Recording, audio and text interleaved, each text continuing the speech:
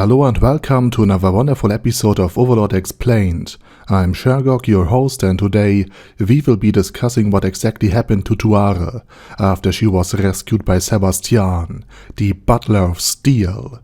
But before we begin, I want to thank all of my patrons for supporting this channel, as well as the users of the YouTube Thanks function who made one-time donations.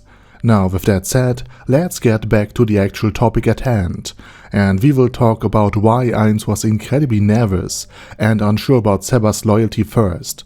For otherwise, Tuare would not have been used to test Sebas Tian's loyalty. It's quite simple, actually.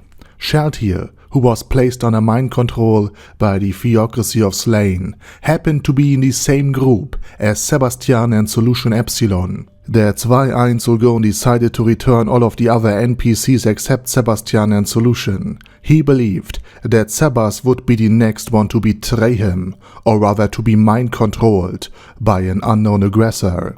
Simply because this was what has happened to Sheltier, and Sebas' behavior initially seemed to confirm his disloyalty, as he has taken care of Tuare way too much. It was only when Cocytus confirmed that Sebas Tian truly intended to kill Tuare that Ainz, or rather Pandora's actor, realized that Sebas was still loyal. This means that Sebas essentially did what Ainz wanted, which was to develop his own thoughts and plans. Just as Cocytus stood up for the Lizard Men and begged for their lives, Sebas Tian fought for Tuare's life, which pleased the Overlord greatly. After Tuare's rescue, she was made a maid in the Great Tomb of Nezarick, and then placed under Pestonia's command. And Pestonia even asked Sebas how much he wanted to have her trained. However, this turned out to be a bit of a disaster for Tuare. Firstly, as a human, she was inherently inferior to the homuncular maids in terms of performance. Even though she required less food than the maids, her ability were also limited to that of a mere human, and she could never approach the ever so hungry, ever so food-craving, and ever so enduring maids of Nezarick. Secondly, the other maids not only resented, but downright hated Tuare, because they feared she would take away their work. This may sound strange, but for the NPCs created by the Supreme Beings, there is nothing more satisfying than being of service to their masters. If they are even slightly less needed, it makes the maids quite angry. Ultimately, the conflicts became too great, and as a result, this is where the spoiler, by the way, for the Overlord film begins. As a result, Tuare had been transferred to the Holy Kingdom, and Nea Baraya was visibly delighted because she suddenly found so many wonderful new human allies to support her and Shizo Delta. Of course, she didn't realize why an older butler or human maid with an incredible fear of human men had appeared so suddenly, or why everything suddenly went so smooth for her. While we know that Sebas Tian and Tuare are now stationed with Nea Baraya in order to support her growing faction and religion within the Holy Kingdom, in order to take it over eventually.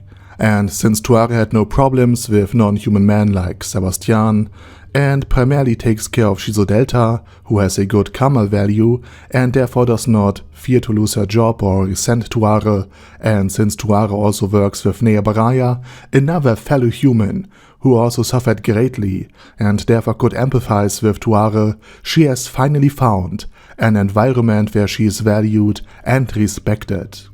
And personally, I don't think we will see the maid again. This ending is pretty much the best she could have gotten, except maybe if she and Sebas had a child together.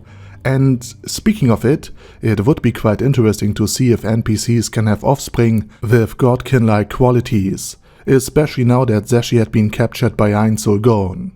But considering that neither the anime nor the novels have actually shown the civil war in the Holy Kingdom taking place, I don't think we will see much more of Tuare in the last volumes. But that's just my opinion. Now it's your turn. Did you enjoy the video? Do you think we might see Tuare again, perhaps as a dragonoid or just pregnant? Feel free to share your thoughts and opinions down in the comment section.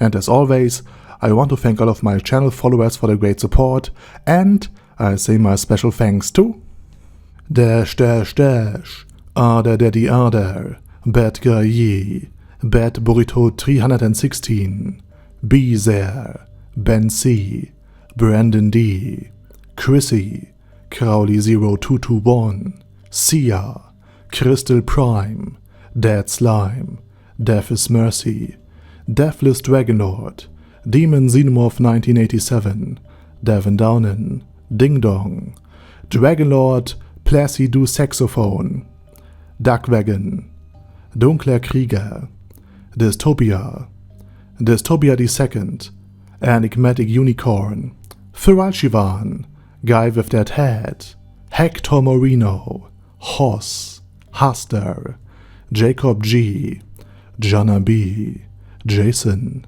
J. Morris, Chromius, Kyle R, Lee K. Long, Legendarius, Lelouch Britannia Vippe Mustache, Lexus Fox, Lord Nishikian Rai, Lord Touch Me, Lothrazer, Mervek, Mr. Shoes, Mr. Tweaker, Michael R, Michael Y, Nope, oh hell no, Normal Toad, O'Kill, Overlord General Gasper, Paddy Pantum, Personage, Primus 11, Rhinomere, Q&A Caracos P, Shergox's Daddy, Shadow Lightning Wolf, Shrine Keeper, Super Tier Magic Batista Bomb, Supreme Cheese, Staris, Ted, Texas Deer, The Orc Warboss, Rocket Smasher, T.E. Wang, Vash Hawkeye,